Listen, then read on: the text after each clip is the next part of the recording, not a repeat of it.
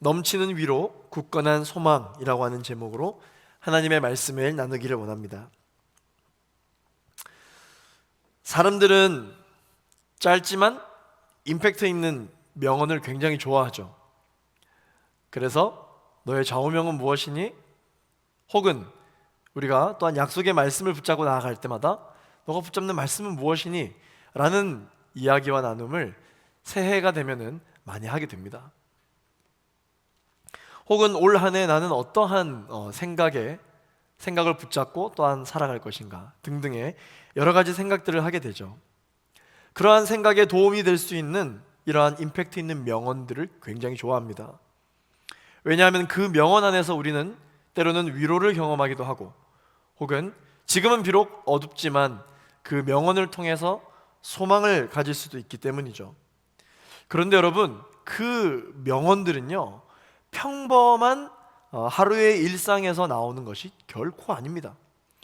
절체절명의 위기와 같은 그 상황 속에서 나오는 한마디, 그 한마디가 비록 그 순간은 힘들고 어려웠을지는 모르겠지만 많은 사람들에게 영향을 주고 또한 위로를 주기도 하고 소망을 주기도 하는 것이죠. 그런 고난을 수차례 경험을 한 사람이 명언을 남길 수가 있고, 다른 사람을 일으켜 세우기도 하고 감동을 주기도 하고 위로를 주기도 합니다. 그리고 영향력을 행사하면서 그렇게 명언을 한 사람이 존경을 받기도 하죠. 오늘 저와 여러분을 비롯한 많은 사람들이 자신의 삶을 통해서 때로는 나도 저런 명언을 한번 해보고 싶다 라며 그러한 명언이 제주되기를, 자기의 삶을 통하여 제주되기를 원하지만, 그러한 명언이 나오기까지의 어떠한 그 고통의 순간들, 고난의 시간들을 경험하는 것은 원치 않습니다. 굉장히 모순적이잖아요. 오늘부터 저희는 새해를 맞이해서 고린도 후서를 함께 살펴볼 것입니다. 그래서 오늘 우리가 고린도 후서 1장 말씀을 살펴봤죠. 여러분, 이 고린도 후서는요, 많은 크리스천들이 굉장히 좋아하는 성경 중에 한 권입니다. 왜냐하면 이 고린도 후서에 엄청나게 많은 명언이 담겨 있기 때문입니다. 예를 들어서 성도는 그리스도의 향기요 편지이다. 우리 흔히 익히 들어서 잘 알고 있죠. 주의 영이 계신 곳에 자유가 있다. 겉사람은 낡아지지만 속사람은 날로 새롭다. 그리스도 안에 있으면 새로운 피조물이다. 약할 그때가 곧 강함이라. 이 모든 이 말씀들이 우리가 성경에서 한 번쯤은 들어봤고 큰 위로와 감동을 느끼는 말씀들입니다. 그런데 여러분, 모순적이게도 이 고린도 후서에 이러한 명고백이 많을 수밖에 없는 이유가 있습니다. 그것은 무엇이냐면 이 고린도 후서를 기록한 사도 바울이 철저한 고난 가운데 있었기 때문입니다. 오늘부터 우리가 함께 묵상하게 될 이 고린도 후서는 크리스천이란 어떤 사람인지를 바울의 고백을 통하여서 분명히 보여주는 책입니다. 특별히 이 발전된 도심 고린도라고 하는 이 고린도시에서, 도시 속에서의 크리스천으로서의 신앙을 지켜내는 방법이 바로 우리가 함께 살펴보게 될 이 고린도 후서에 기록되어져 있습니다. 고린도시는 어떤 시였냐면요, 육로로는 남북을 연결하고 해로로는 동서를 이어주는 굉장히 정치적이고 경제적으로 아주 중요했던 그러한 도시였습니다. 또한 이 고린도시는요, 아테네와 근접했기 때문에 학문이 발전할 수 있었고, 또 미의 여신 아프로디테를 섬기는 종교가 있었기 때문에 종교적으로 문화적으로 굉장히 다양한 그러한 가치관이 한 지역에 동시에 있었던 그러한 지역이었습니다. 그렇기 때문에 이 지역에는요, 한 민족만 있었던 것이 아니라 로마인, 그리스도인, 아시아 사람들, 유대인들 모두가 이 고린도시에 거주했기 때문에 굉장히 그 당시에 글로벌한 대도시였습니다. 이러한 대도시에서 신앙생활을 하고 있는 사도 바울은 자신의 신앙생활을 무엇이라고 표현하고 있는가? 정말 이 도시라고 하는 것에 대한 여러분 대표적인 것이 무엇입니까? 정말 1분 1초를 아끼며 바쁘게 살아가는 것이 어떻게 보면 그 도시인들의 삶의 모습이잖아요. 여전히 그 고린도 시민의 모습은 그와 같았는데 그러한 대도시 안에서 신앙생활을 해보니 사도 바울의 고백이 어땠느냐? 밖으로는 다툼이요 안으로는 두려움이었노라. 결국 바울은 밖의 환란이 아무리 크다 할지라도 이곳에서 신앙생활을 하려면 포기하지 않는 신앙을 가져야 한다라고 이야기를 하고 있습니다. 사랑하는 제이포 청년 여러분, 빛과 어두움이 공존할 수 있나요? 공존할 수가 없죠. 절반은 빛, 절반은 어둠, 이렇게 가능할 수가 없잖아요. 이와 마찬가지로 진리는 언제나 공격을 받습니다. 하나님의 말씀은 이 세상 가운데 언제나 공격을 받습니다. 왜냐하면 아무것도 그런 존재가 없으면 모르겠지만 진리가 바로 서는 것을 원치 않고 진리가 바로 서는 것에 대하여 방해하는 세력이 이 세상에는 존재하기 때문입니다. 눈에 보이건 눈에 보이지 않건 존재한다라는 것이죠. 마찬가지로 우리가 우리의 삶 가운데 진리를 말하도록 하는 그러한 영적인 존재가 있는 반면에 결코 우리의 입술로부터 진리가 선포되지 못하도록 방해하는 세력이 분명히 있다라는 것이죠. 그러한 어둠의 세력들은 항상 다른 진리를 말하고 다른 예수를 소개하고 다른 복음이 있다라고 계속해서 우리를 설득하려고 하며 다른 영이 있다라고 말하는 존재들입니다. 그 세력이 여전히 존재한다라는 것이죠. 공존하고도 있습니다. 고린도후서는 이러한 예리한 인식 속에서 교회가 오직 진리 안에 굳건하게 서고 예수 그리스도의 정결한 신부로 살아갈 수 있도록 도움을 주는 책입니다. 오늘 우리가 함께 읽었던 이 본문을 통해서 하나님께서 우리 삶에 주시는 이 메시지를 우리가 기억하게 되기를 원합니다. 세 가지 메시지인데요, 첫 번째 메시지는 나는 크리스천이다 라고 말하라 라고 하는 것입니다. 우리 함께 따라 고백해 볼까요? 나는 크리스천이다. 아멘. 이렇게 생각만 해서는 되는 것이 아니라 말을 해야 된다는 것입니다. 오늘 본문 1절 말씀을 읽어보겠습니다. 시작. 하나님의 뜻으로 그리스도 예수의 사도가 된 바울과 형제 디모데는 고린도에 있는 하나님의 교회와 온 아가야에 있는 모든 성도들에게 편지를 씁니다. 바울은요, 하나님의 뜻으로 자신이 무엇이 됐다라고 편지 제일 첫 번째 서두에 쓰고 있습니까? 그리스도 예수의 사도 되었다라고 이야기를 하고 있습니다.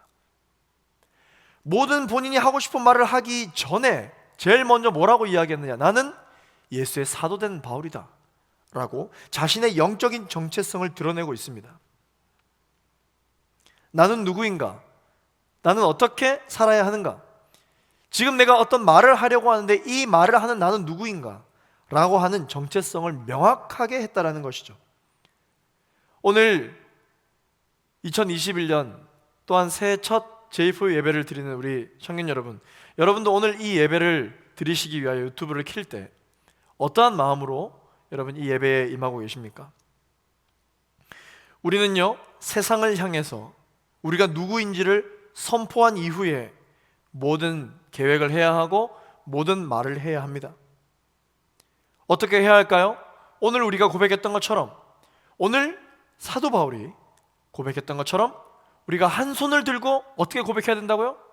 I am 아이언맨이 생각나죠? 네. 그런 것처럼 우리는 세상을 향해 이렇게 선포해야 합니다. I am a Christian 이라고 선포를 해야 한다고 하는 것이죠. 제가 설교를 작성하면서 한 손을 들고 I am 아이언맨을 했을 때 옆에 키키키킥이 적혀 있는데 빵 터질 것을 예상하고 했는데 여러분들이 없으니까 웃었는지 안 웃었는지 제가 예상할 수가 없네요.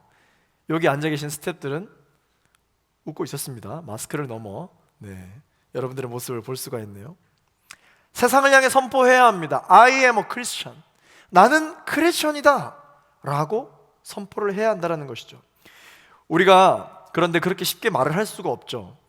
저도 마찬가지고 여러분들도 마찬가지고 나는 크리스천입니다 라고 담대하게 세상 가운데 선포하고 우리가 하고자 하는 말들, 우리가 하고자 하는 일들, 그런 일들을 해나가기 어렵다라는 이유를 저는 잘 알고 있습니다. 그렇게 말했다가 크리스천답게 못 살까봐, 그렇게 말했다가 차라리 그렇게 살아내고 나서 이야기를 하는 편이 더 낫다고 생각하기 때문에 우리는 우리의 입술로 먼저 크리스천이라고 이야기를 먼저 하지 않죠. 그런데 여러분 생각해 보셨나요? 나는 크리스천이다 라고 선포하고 사는 것보다 말씀처럼 살아낸 다음 나는 크리스천이라고 말하는 것이 훨씬 더 어렵지 않을까요? 바울은 자신의 말이 아니라 하나님의 뜻으로 이 교회라는 곳이 어떤 곳인지를 먼저 선포하면서 힘주어 설명하고 있습니다. 첫 번째, 교회란 어떤 곳인가? 교회는 하나님의 소유다라는 것이죠. 사람의 뜻이나 힘이 교회를 지배할 수 없고, 교회는 사람의 모임이 아니요 하나님의 사람들의 모임이며 바로 거룩한 백성, 성도들의 모임이다 라는 것을 이 바울은 알고 있었고, 그러한 마음으로 세상을 향하여 교회가 어떤 곳이라는 것을 선포하고 있습니다. 두 번째, 교회가 어떤 곳인가? 교회의 구성은 성도다라는 것이죠. 이 성도가 무엇입니까? 거룩한 무리를 뜻하는 단어잖아요. 설교를 통하여서 늘 말씀을 드렸던 것처럼 이 거룩이라는 단어가 무엇입니까? 오늘 우리가 찬양할 때도 거룩하다 찬양했는데, 여러분 이 거룩이 뭐예요? 거룩은 구별되다라는 뜻을 가지고 있는 것입니다. 그러므로 거룩한 무리라고 하는 것은 구별된 무리다. 어디로부터요? 세상과 구별되었다라는 것이죠. 그렇기 때문에 성도, 크리스천들은 우리가 살아가고 있는 이 나라가 아니라 하나님 나라에 대한 소망과 가치를 가진 사람들, 그게 바로 크리스천이다라는 것입니다. 오늘 우리가 예배를 드리고 있는 저와 여러분 모두가 바로 그러한 하늘나라의 소망을 가지고 있는 사람들이라는 것이죠. 아까 제가 영화의 한 장면이고 농담처럼 이야기를 했지만, 여러분 어벤져스에 나오는 이 유명한 이 장면 여러분 기억하십니까? 손가락을 튕기면 자신이 겪어야 할 그 고통을 알지만, 히어로라 할지라도 두려웠지만 그 두려움을 극복하기 위해서 선포했던 명대사가 있죠. 그 명대사가 무엇입니까? 바로 자신의 정체성을 드러내는 한마디였어요. 그리고 그 어려운 일을 실행할 수가 있었고, 그 대사는 명대사가 되었습니다.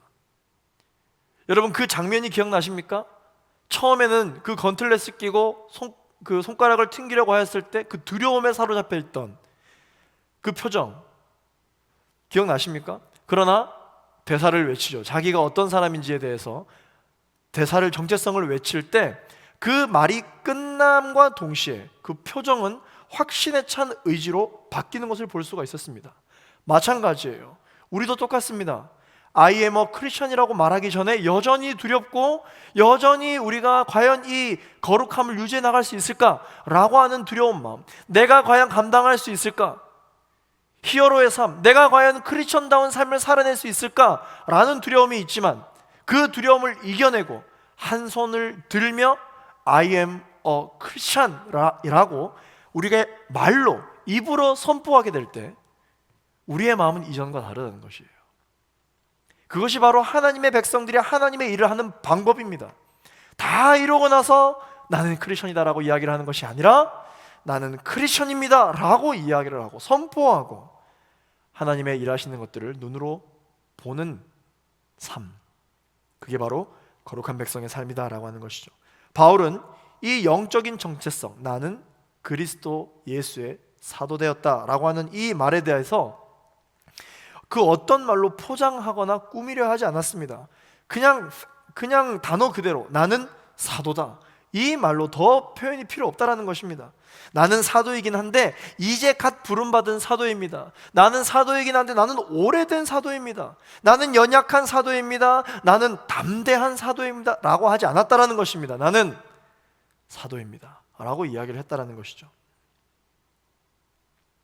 우리는 때로는 하나님의 자녀입니다, 하나님의 사람입니다, 하나님의 부름받은 백성입니다, 하나님의 종입니다, 리더십입니다 라고 이야기를 할 때 마치 그것이 겸손인 것처럼 우리가 나 자신을 수식하고 나 자신을 표현하는 말들을 많이 붙입니다. 저는 리더십입니다, 그러나 부족합니다. 저는 부족한 리더십입니다, 의심 많은 리더십입니다. 나는 믿음이 부족한 하나님의 사람입니다. 나는 이제 신앙생활을 한 지 얼마 되지 않은 하나님의 사람입니다 등등 이러한 말을 붙인다는 것입니다. 그러나 여러분 잘 한번 생각해 보십시오. 왜 그런 말을 붙입니까?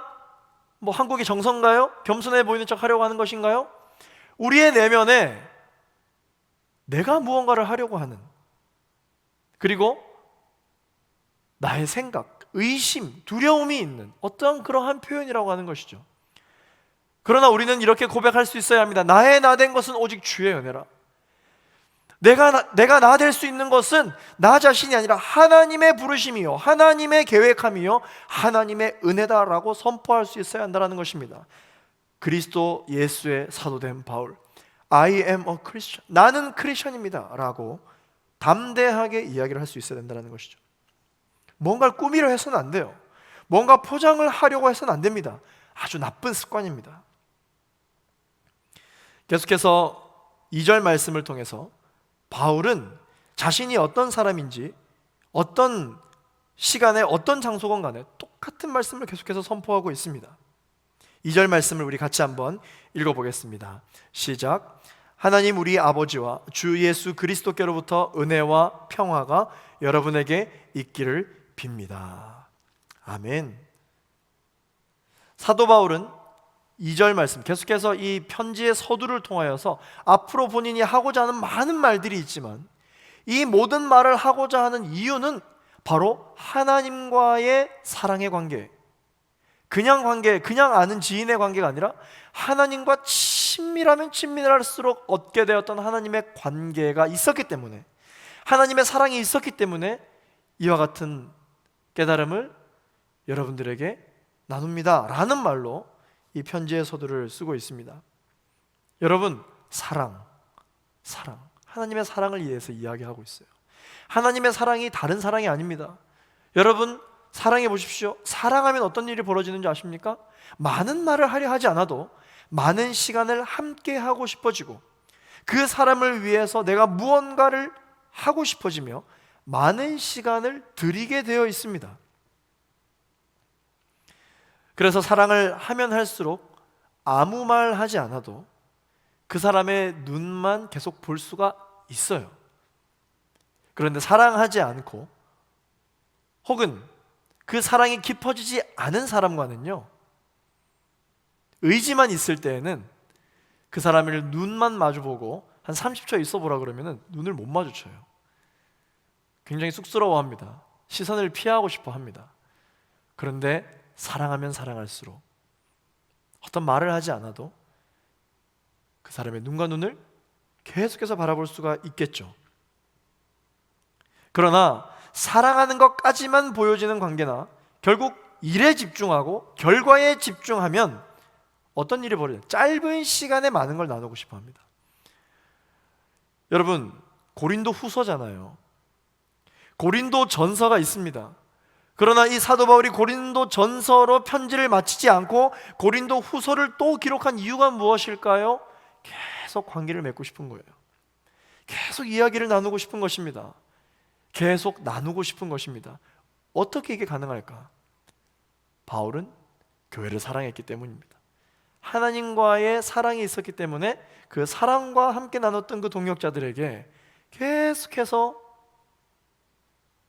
연결이 되어 있고 싶어 했던 것이죠. 사랑하지 않으면 안 봐도 되는 거예요. 그러나 사랑하면 계속 붙어 있고 싶은 겁니다. 하나님의 사람들은 어떤 사람들인가? 이렇게 사랑이 넘치는 사람들이에요. 고린도 전서 5장 3절 말씀을 함께 읽어보시면 이런 말씀이 기록되어져 있습니다. 내가 비록 몸으로는 떠나 있으나 영으로는 여러분과 함께 있어 내가 마치 여러분과 함께 있는 것 같이, 이렇게 기록하고 있습니다. 사랑하면 이런 마음이 드는 거죠. 지금 저는 여러분들이 보실 때는 여느 때와 다름없이 기쁨월 강단에서 설교를 하고 있지만 저는 카메라 한 대 보고 이야기를 하고 있어요. 그러나 이렇게 이야기를 함에도 불구하고 저는 계속해서 여러분들과 이야기를 하고 싶고 여러분들과 교제하고 싶고, 제가 말씀을 준비하면서 받았던 하나님의 음성과 그 따뜻한 하나님의 마음을 나누고 싶은 이런 마음이 계속해서 드는 이유가 무엇일까요? 하나님의 사랑이 우리 공동체 안에 있기 때문이죠. 우리 예배 안에 있기 때문입니다. 사도 바울이 그런 마음으로 지금 편지를 쓰고 있습니다. 편지를 통하여 사랑을 확인하고 어려운 중에도 얼굴과 얼굴을 맞댈 수는 없어도 함께 연결되고 함께 호흡하고 싶어하는 교회를 향한, 동역자들을 향한 바울의 심정인 것입니다. 사랑하는 청년 여러분, 우리는 어때요? 여러분, 소망의 복음을 붙잡읍시다 라고 하는 이 표어처럼 우리는 하나님의 사랑을 오래 붙잡아야 합니다. 굳게 붙잡아야 합니다. 의지를 가지고 잡아야 합니다. 그렇지 않으면 아무 느낌도 없죠. 편안하게 급류에 떠내려가고 말 것입니다. 여러분, 물에 떠내려가 보셨나요? 편안합니다. 어떤 의지를 가지지 않아도 됩니다. 그러나 내가 붙잡히고 싶은 어떤 그 무엇, 연결되고 싶은 어떤 그 목표 지점과는 계속해서 거리가 멀어지죠. 그리고 처음에는 천천히 떠내려가다가 나중에는 가속도가 붙게 돼요. 걷잡을 수 없게 빠르게 떠내려가 버리고 말 것입니다. 하나님의 사람들은 이와 같이 시대의 조류를 따라 흘러가는 사람들이 아닙니다.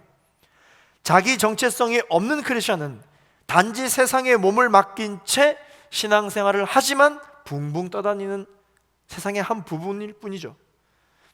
세상이 요구하는 대로 존재할 뿐입니다. 세상이 크리스천들을 주시하며 방향을 결정해야 하는데 크리스천이 세상을 주시하며 방향을 결정합니다. 크리스천이 세상을 흔드는 것이 아니라 세상이 우리를 흔들고 있습니다. 그러므로 이 시대의 성도들에게 가장 시급히 요청되는 것이 무엇인가? 바로 크리스천의 정체성을 회복하는 것입니다. 우리 따라서 고백하겠습니다. 말로 고백합니다. 나는 크리스천이다. 선포할 수 있는 저와 여러분 되기를 예수 그리스도 이름으로 축원합니다. 두 번째로 이 고린도후서를 통하여 하나님 우리에게 주시는 메시지는요, 넘치는 위로를 주시는 하나님을 경험하라는 것입니다. 오늘 본문 3절 말씀을 읽어보겠습니다.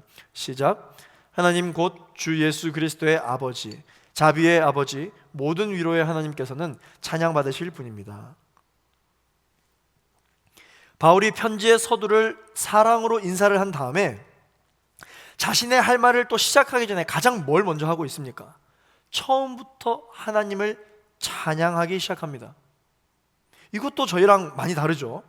우리는 하나님의 일하시는 모습을 보고 나서 하나님을 찬양하는데, 바울은 하나님이 일하시는 모습을 보기도 전에 이미 다 본 사람처럼 하나님의 일하신 것을 찬양합니다. 이게 믿음이라는 것이죠. 바울처럼 우리는 처음부터 하나님을 찬양하며 시작해야 합니다. 우리는 모든 일을 계획하고 시작할 때 찬양부터 해야 합니다. 하나님의 살아계심을 나타내야 합니다. 우리는 새해부터 무엇을 먼저 해야 될까요? 하나님을 찬양해야 합니다.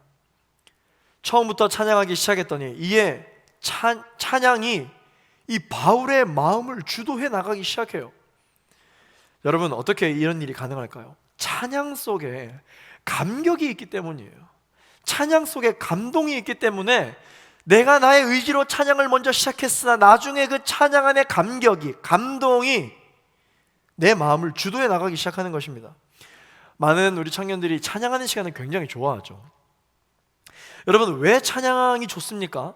이 찬양의 가사에 우리의 문제를 내어 맡겨드리고 하나님께 고백하기 시작할 때 그 찬양과 그 가사가 내 문제를 풀어나가기 시작하고 내 영을 주도해 나가는 것을 경험하기 때문에 우리는 찬양하는 것을 굉장히 좋아합니다.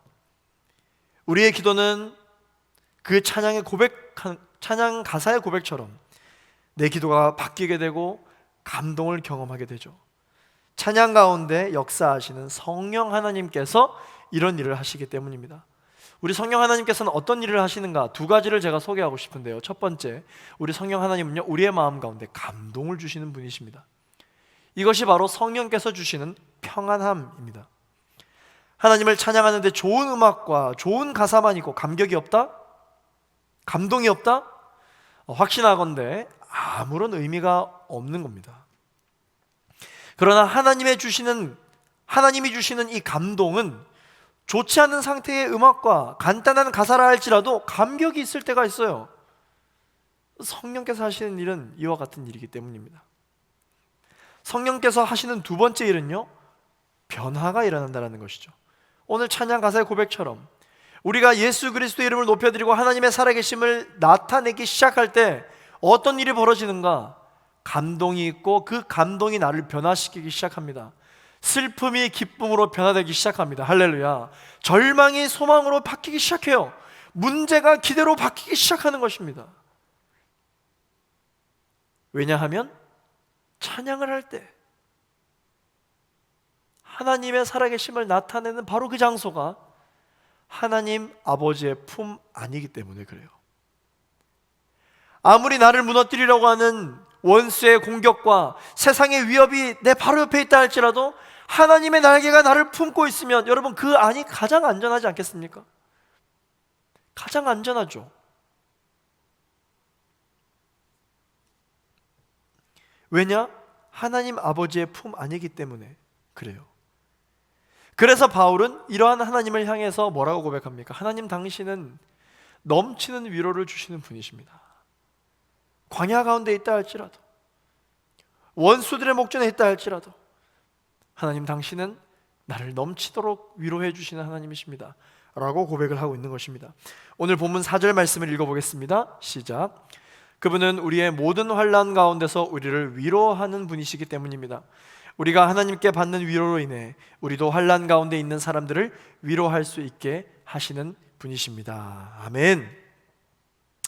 여러분은 환난, 고난, 시련, 문제 다 같은 거잖아요.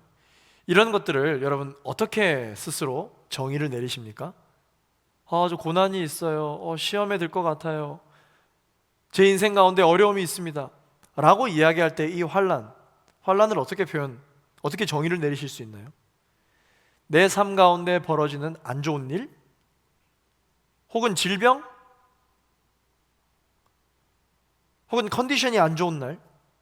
누군가로부터 위협을 받는 것? 아니면 내가 세운 계획들이 수포로 돌아가는 것? 내 마음대로 되지 않는 것? 이런 것들을 혹시 여러분들 환난 혹은 고난, 시련이라고 혹시 여러분들 정의하십니까? 바울을 봅시다. 바울은 고난을 뭐라고 정의하고 있습니까? 바울은 흔히 우리가 이야기할 수 있는 육체의 연약함, 이 육체의 연약함을 환난이라고 전혀 이야기하지 않습니다.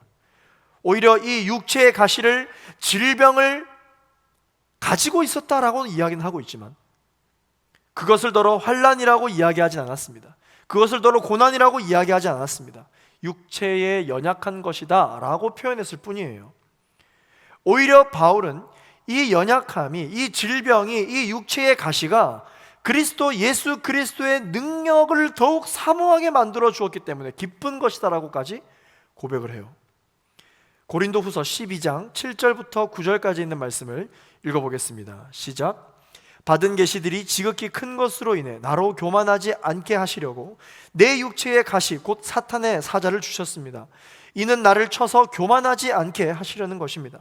나는 이것이 내게서 떠나도록 주께 3번이나 간구했습니다. 그러나 그분은 내게 말씀하셨습니다. 내 은혜가 내게 족하다. 왜냐하면 내 능력이 약한 데서 온전해지기 때문이다. 그러므로 나는 내 약한 것들에 대해 크게 기뻐하며 자랑할 것입니다. 이는 그리스도의 능력이 내게 머물게 하기 위함입니다. 아멘. 할렐루야. 아멘. 바울의 고백이에요. 어려움이 있을 때 우리는 그 어려움으로 인하여 더 기도하게 되죠. 기도가 중단되고 기도를 포기하고 싶었다 할지라도 말씀 읽는 것을 가까이 하고 싶지 않기 시작했다 할지라도, 급류에 떠내려가다가 이제 너무 많이 떠내려왔다고 생각한다 할지라도, 오히려 그러한 연약한 것들이 우리에게 위기의식을 주고, 하나님께 돌아가야 되겠다, 기도를 회복해야 되겠다, 내가 혼자 하기 힘들었는데 이번에 90일간의 기적을 통하여서 새벽 기도팀이 생기는구나, 해봐야 되겠다. 성경 일도 하고 싶었는데 혼자 너무 힘들었어, 해봐야 되겠다 등등, 그러한 여러분 마음이, 동기부여가, 영적인 어떤 동기들이 마음 가운데 생겨나기 시작하십니까? 여러분이 겪고 있었던 어려움 덕분에 그러한 마음이 생긴 것이라면 이 어려움은 나에게 오히려 강함을 주는 것이다 라고 바울이 고백하고 있는 것이죠. 바울은 그래서 이것을 고난이다 라고 이야기하지 않았습니다. 바울은 그러면 무엇을 보고 환난이라고 이야기했을까요? 무엇을 보고 고난이라고 이야기했을까요? 바울은 오로지 예수 그리스도 때문에 닥친 것, 이것을 환난이다 라고 표현을 했습니다. 예수 때문에 손해당하고, 예수 때문에 세상 사람들로부터 이해받지 못하고, 예수 때문에 폐쇄를 당하며 예수 때문에 시달림을 얻는 것, 그것을 보고 바울은 그리스도의 고난이다 라고 표현을 했어요. 오늘 본문 5절 말씀을 읽어보겠습니다. 시작. 그리스도의 고난이 우리에게 넘치는 것 같이 우리의 위로도 그리스도를 통해서 넘칩니다. 아멘. 아멘. 아멘. 이 고백이 정말 너무 아멘이에요. 고난을 두 가지로 나눕니다. 그리스도를 위하여 받는 고난과 그리스도로 인하여 받는 고난. 그렇기 때문에 이 고난이 하나가 아니라 둘인 것처럼 넘쳐나고 있다고 표현하고, 내 삶의 고난이 끊이지 않는다, 내 삶에 예수 그리스도를 믿음으로 말미암아 얻게 되는 것도 물론 있지만, 예수님만 아니었으면 굳이 내가 고민하지 않아도 될 문제들까지도 생겨버리고, 예수님이 아니었으면, 내가 신앙을 가진 사람이 아니었다면 이렇게 내가 힘들어하지 않았을 수도 있는데 라는 고난까지, 이런 고민까지 덧붙여져서 정말 고난 또한 넘친다, 내 인생에 고난이 넘친다, 버겁다 라고 이야기를 하고 있습니다. 그런데 그럼에도 불구하고 바울은 그 뒤에 이어서 무엇이라고 고백하고 있습니까? 내게 고난이 넘치는 것과 같이 우리의 위로도, 하나님의 은혜도 넘쳐나고 있다라고 이야기를 하고 있습니다. 대단한 고백이죠. 생각해 보십시오. 이 넘쳐나는 오물을 깨끗하게 만들려면 어떻게 해야 되겠습니까? 그 넘쳐나는 오물보다 더 넘쳐나는 깨끗한 물, 생수, 그것이 있을 때 이 오물을 뒤덮을 수 있지 않겠습니까? 마찬가지로 하나님의 자비와 위로는 바울이 겪게 되는 많은 고난, 넘치는 고난보다, 우리가 겪는 고난보다 이 위로가 훨씬 더 크다라는 것입니다. 이 자비가, 이 은혜가 훨씬 더 크게 우리에게 임할 것이라고 하는 것입니다. 그래서 우리는 이 어려움을 넘어갈 수 있다는 것이죠. 은혜를 받게 되자 바울은 하나님의 위로 속에서 자신의 환난을 새롭게 해석하는 시선을 갖게 됩니다. 그것이 무엇이냐? 바로 환난은 환난으로 끝나지만 하나님의 위로는 위로로 끝나지 않는다라는 놀라운 깨달음을 얻게 됩니다. 이게 무슨 말인가? 하나님의 위로는 나를 위로하는 것으로 끝내는 것이 아니라 다른 사람의 위로가 될 수 있다라고 하는 것이죠. 여러분, 이건 우리가 너무 잘 이해할 수 있어요. 생각해 보십시오. 바울이 성경에 기록되어져 있는 바울이 경험했던 어떤 고난들, 옥에 갇히고 핍박당하고 사람들에게 업신여김을 당했던 어떤 그러한 고난들, 사실 공감이 안 되죠. 물론 조금 이해할 수는 있겠죠. 그러나 100% 공감이 되지 않을 수 있습니다. 영향을 우리에게 주지 않을 수 있습니다. 그러나 바울이 그러한 고난을 당했지만 그 고난으로부터 받은 어떤 위로의 말씀들, 고린도 후서에 하나하나 기록되어져 있는 그 위로의 고백들을 볼 때 어떻습니까? 하나님께서 마치 나에게 하시는 말씀인 것 같죠. 이 느낌, 이 때문이에요. 환난은 환난으로 끝나지만 위로는 위로로 끝나지 아니하고 우리에게 다시 살아갈 수 있는 소망을 준다. 오늘 본문 6절 말씀을 읽어보겠습니다. 시작. 우리가 고난 당하는 것도 여러분을 위로하고 구원하기 위한 것이요 우리가 위로받는 것도 여러분을 위로하기 위한 것입니다. 이 위로가 여러분 가운데 역사함으로 여러분이 우리가 당하고 있는 것과 동일한 고난을 당할 때도 잘 견뎌내게 된 것입니다. 아멘. 바울은 하나님의 넘치는 위로가 있었기 때문에 결국 이 모든 고난을 잘 견뎌낼 수 있게 됐고 사도답게 순교를 결단할 수 있었으며 편지를 통해 여러분들에게 이 위로의 말씀을 전할 수 있다라고 이야기를 하고 있습니다. 사랑하는 우리 제이포 청년 여러분, 오늘 이 예배의 시간을 통하여서 우리가 또한 새해를 맞이하지만 여전히 풀리지 않는 고난이 우리 가운데 있지만 하나님께서 그 고난보다 더 큰 은혜와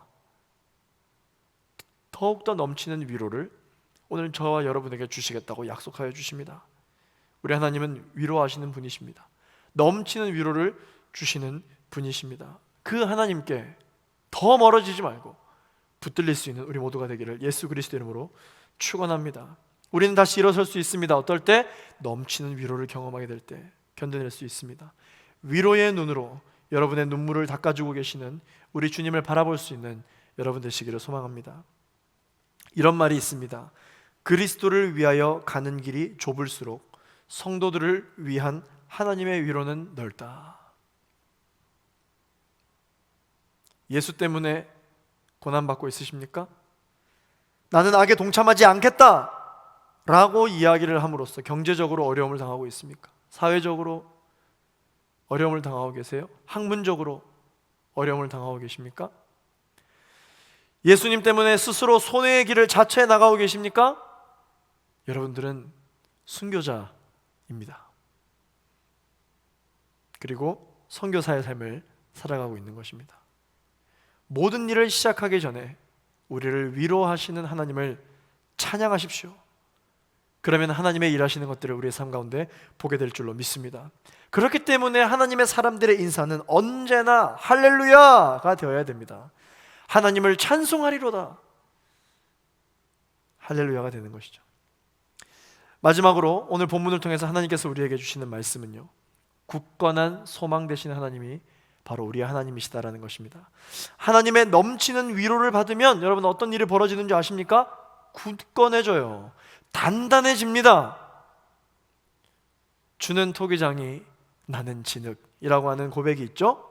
그분의 따뜻한 온기로 나를 빚으시는 분이세요.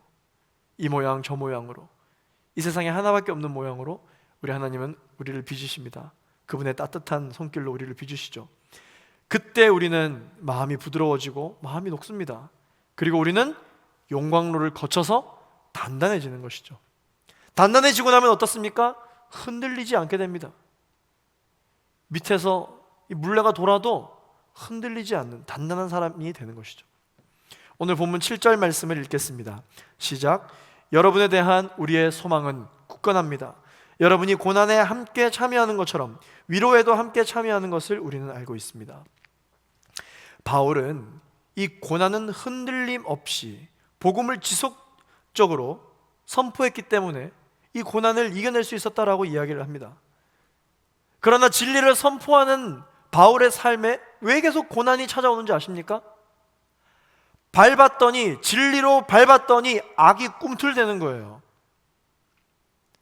그래서 진리를 선포할 때 하나님의 사람들은 때론 어려움을 당하는 것입니다. 악이 꿈틀거린다 할지언정 우리가 진리를 선포했다면 이 악이 꿈틀거리는 현상을 보고 우리는 오히려 어떻습니까? 이야, 하나님이 일하시기 시작하시는구나 라고 해석할 수 있는 새로운 시선이 생긴다는 것이죠. 그런데 두려움이 가득하면 진리를 선포했을 때 악이 꿈틀거리는 모습을 보고 두려워서 더 이상 안 밟는 것이죠. 여러분 기억하십시오. 하나님의 말씀을 선포하잖아요. 나는 크리스천이다. 세상 가운데 I am a Christian 이야기하잖아요. 악이 꿈틀댑니다. 여러분들 더 고백하지 못하게 하려고. 그러나 계속해서 담대한 마음으로 선포해 보십시오. 의심이 들 때 또 선포하고, 두려움이 찾아올 때 또 선포하고, 계속해서 선포해 보십시오. 악이 꿈틀거리다 말고 죽어버리고 말아요. 바울이 당한 고난은요, 이 본문에서 보면은 구체적으로 데메트리우스라는 사람을 통해서 일어나게 됩니다. 이 데메트리우스는 바울을 시샘했고 바울의 가르침으로 오히려 생활에 위협을 받고 동업자들과 직공들을 부추겨서 소란을 일으키게 되었습니다. 그래서 이 시민들은 이 소란에 무슨 일인지도 모른 채 그냥 말려들게 됐고 바울과 동역자들을 잡아서 약 24,000석의 규모가 되는 연극장으로 끌고 가 세워버린 것이죠. 진리를 선포했더니 수만 명 앞에 세워지는 심한 압박을 받게 됩니다. 그때 어떤 마음이 들까요? 아무리 하나님의 사람이라 할지라도 이제 그만하고 싶다. 할 만큼 했다. 포기하고 싶다. 죽고 싶은 심정이 올라올 수도 있다는 것이죠. 오늘 8절 말씀을 함께 읽어보겠습니다. 바울의 고백입니다. 시작. 형제들이여, 우리가 아시아에서 당한 환난에 대해 여러분이 알지 못하기를 원치 않습니다. 우리는 힘에 겹도록 심한 고난을 받아 살 소망까지 끊어질 지경이 됐습니다. 이게 무슨 말이에요? 성경에 번역되어 있는 말로 읽어보니까 굉장히 거룩하게 들리지만 너무 많은 고난을 받자 살고 싶지 않다라는 마음까지 생겼다는 것이죠. 저와 여러분도 이와 같은 어려움에 처할 수 있습니다. 넘치는 위로와 굳건한 소망을 탑재한 바울은 이런 고난의 시간 속에서도 놀라운 깨달음을 얻었다라고 계속해서 고백을 하고 있습니다. 흔들림이 없어요. 어떤 깨달음을 얻었기에 이와 같은 어려움에도 흔들리지 않을 수 있었을까요? 첫 번째, 자신을 철저히 포기하는 법을 배웠습니다. 두 번째, 죽은 자도 다시 살리시는 하나님만을 의지하는 법을 배웠다는 것입니다. 이게 무슨 말입니까? 내가 아무리 고난을 당한다 할지라도 이 고난에는 끝이 있다라는 것입니다. 아무리 이 고난이 어려워도 결국 이것은 끝이 있지. 힘들고 어려워봤자 결국 끝은 죽음이지. 그러나 나는 이 죽음을 두려워할 필요가 없잖아. 왜? 나는 죽음 이후에 영원한 생명이 있으니까. 하나님이 나를 다스리시고 하나님이 나의 죽음마저도 주장하시고 주관하시고 다스리신다고 말씀해 주셨지. 그렇다면 아무리 이것이 어려워도 결국 아무리 힘들어봤자 나에게 다가오는 것은 죽음뿐이구나. 그래도 소망이 넘치는 이유는 영원한 생명이 약속되어져 있기 때문이라는 이 깨달음을 얻었기 때문에 죽음을 두려워하지 않게 된 것입니다.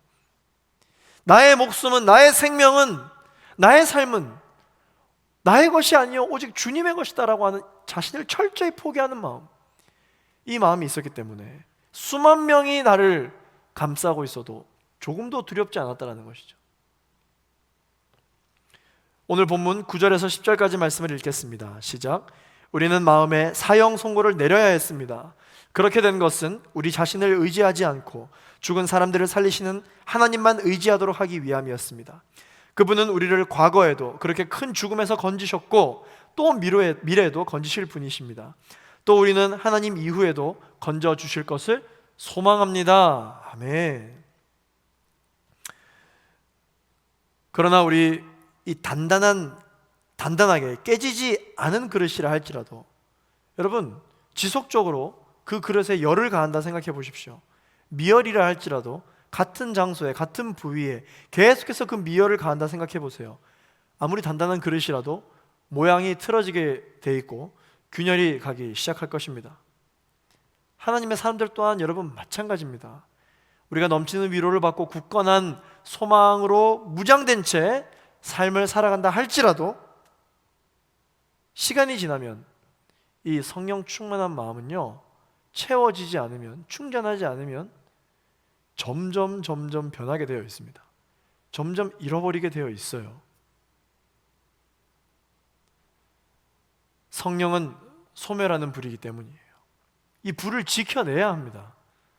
장작을 넣고 기름을 붓고 바람을 불고 이렇게 해서 불을 유지시켜 나가야 합니다. 바울은 이러한 영적인 원리를 알고 있었기 때문에 세상과의 대결을 계속해 나가기 위해서 그리스도의 예수된 사도된 나 바울이기 때문에 이런 어려움을 이겨낼 수 있었던 것이 아니라 고린도 교인들에게 중보 기도를 요청하고 있는 것이죠. 오늘 본문 11절 말씀 마지막으로 함께 읽어보겠습니다. 시작. 여러분도 우리를 위해 기도로 협력해 주십시오. 이는 많은 사람의 기도로 우리가 받은 은사로 인해 우리 때문에 많은 사람이 하나님께 감사하게 하려는 것입니다. 아멘. 바울이라 할지라도 기도가 없이는, 동역자들의 중보가 없이는 무너질 수밖에 없다는 것을 알고 있었다는 것입니다. 예수님 때문에 받는 고난의 현장, 동역자들의 중보 기도가 필요합니다. 아무리 의지가 강한 사람이라 할지라도 무너지게 되어 있다는 것입니다. 그러므로 성도의 이 삶의 현장에는요, 반드시 뭐가 있어야 되느냐? 동역자들의 기도와 사랑의 끈으로 연결되어 있어야 합니다. 그래야 굳건할 수가 있습니다. 여러분, 오늘은 새해 첫 주이자 또한 굉장히 기대되고 설레이는 날이기도 합니다. 왜냐하면요, 오늘부터 순모임이 시작되거든요. 작년 2020년도에 저희가 이 온라인을 갑작스럽게 맞이하게 되고 코로나를 맞이하게 되면서 저희가 비대면 순모임을 했는데 준비가 안 돼 있었어요. 너무 갑자기 맞이하게 되다 보니까 아무리 단단한 믿음을 가지고 있었던 사람이라 할지라도 어려움을 겪어야 할 수밖에 없었습니다.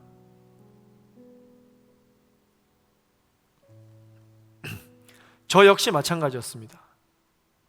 오늘 예배가 끝나면요, 이제 순 발표를 하게 됩니다. 아마 여러분 온라인 순모임에 참여하겠다라고 이렇게 배정 받으신 분들은 아마 기대가 굉장히 되실 텐데요. 앞으로 여러분들이 이제 순모임을 하게 될 그 시간이 이제 정해져 있어요. 예배 끝나고 여러분들 각자 점심 드시고 2시 반입니다. 혹은 또 예배 스텝으로 섬기시는 분들이 순원분들 중에 있을 수 있기 때문에 그런 순들만, 어쩔 수 없는 순들은 특별히 저녁 7시 타임에 또한 하게 되기도 하겠죠.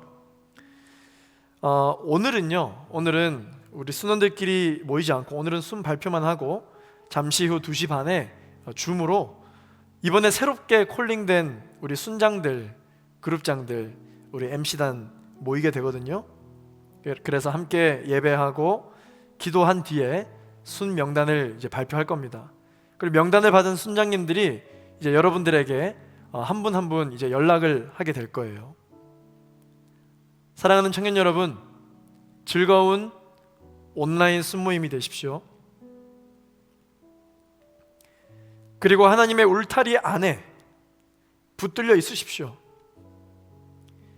신앙생활을 유지하기 어려운 이때에 가장 안전한 곳이 어딘 줄 아세요? 공동체 아닙니다. 교회 아닙니다. 그리스도 예수의 사도된 바울이 고린도 교인들의 중보 기도가 없이는 이 많은 사역을 감당하기가 어려웠다고 고백하는 것처럼 여러분, 우리에게는 공동체가 필요해요. 바울의 고백처럼 나는 크리스천이다 라고 세상을 향해 선포하려면, 넘치는 위로를 경험하려면, 굳건한 소망을 받고 유지하려면 이 공동체 안으로 여러분 들어오셔야 합니다. 그때부터, 우리가 그렇게 고백할 때부터 내 안에 크리스천의 영성이 여러분들의 삶을, 여러분들의 감정을, 여러분들의 비전을, 여러분들의 계획을 주도해 나가기 시작할 것입니다. 여러분들이 할 만큼 애쓰고 다 해본 다음에 하려고 하지 마세요. 해보셨잖아요. 안 되는 거. 이 공동체 안에, 하나님의 날개 그늘 안에 들어오시기를 바랍니다. 넘치는 위로에 하나님을 구하십시오. 왜 나는 신앙생활을 할 때 하나님의 위로를 받은 적이 없을까? 왜 내 삶에는 감동이 없을까? 왜 내 신앙에는 감격이 없을까? 크리스천이 가야 할 좁은 길을 가본 적이 없기 때문입니다. 고난을 여러분 두려워하지 마십시오. 담대하게 예수의 길을 가십시오. 문제보다 더 큰 하나님의 위로를 경험하게 될 것입니다. 굳건한 소망 대신 하나님께 붙들려 있으시기를 바랍니다.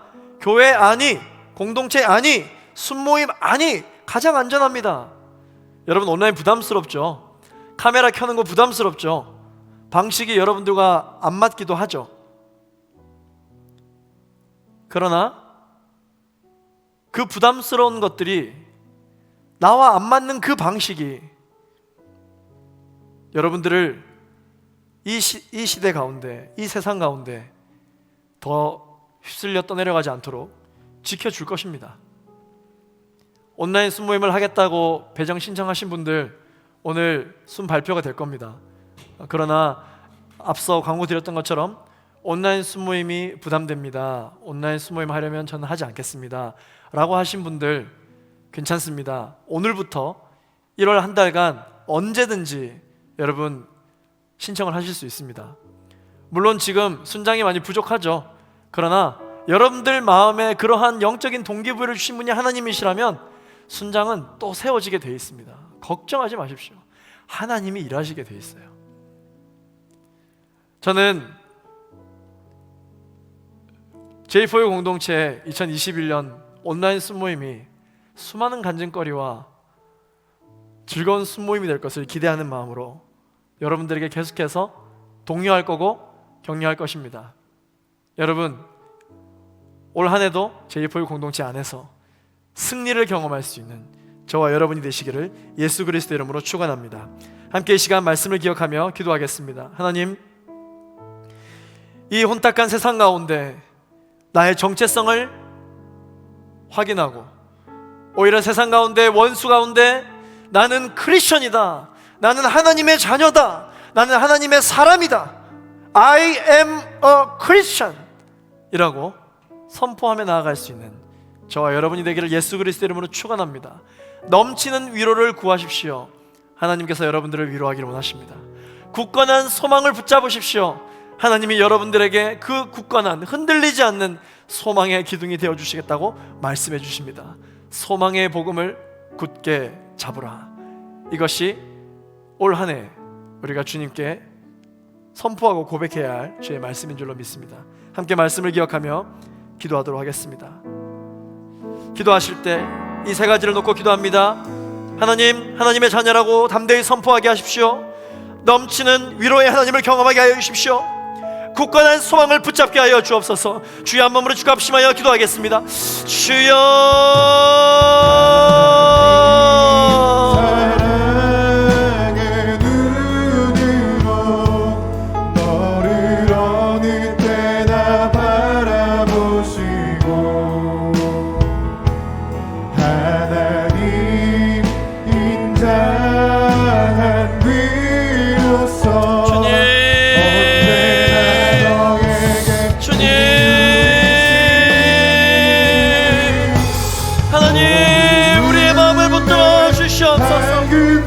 하나님 아버지의 마음을 붙들기를 원합니다.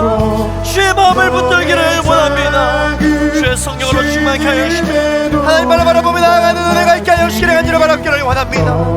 주님,